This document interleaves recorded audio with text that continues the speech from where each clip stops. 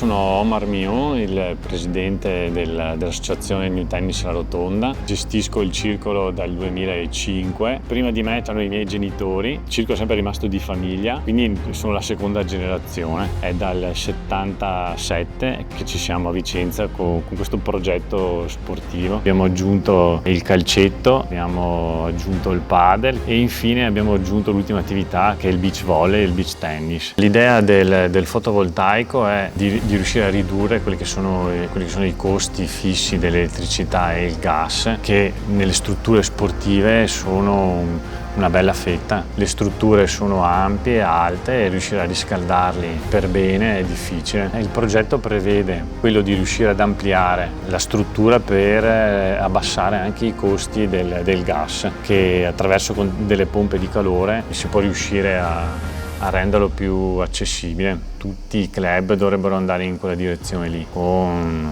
l'aggiunta di questa tecnologia. Mi è stata consigliata da più clienti che comunque operano nel settore del fotovoltaico e tutti erano concordi che la qualità espressa nel materiale fosse proprio di livello alto. Un altro aspetto molto importante è stato la garanzia dei 30 anni che c'era scritto nel contratto per la resa dell'impianto. Non è comune trovare una garanzia così ampia e anche quell'aspetto lì ha fatto in modo che scegliessimo valore solare. Ci siamo trovati bene, avevamo all'interno del circolo un nostro tesserato che trattava questo prodotto, quindi abbiamo fatto la conoscenza e ci ha presentato un progetto per il fotovoltaico che partiva dal contratto alla qualità del materiale di livello alto e questo ci hanno detto anche dei concorrenti di valore solare, insomma. E successivamente li abbiamo visti all'opera e la cosa che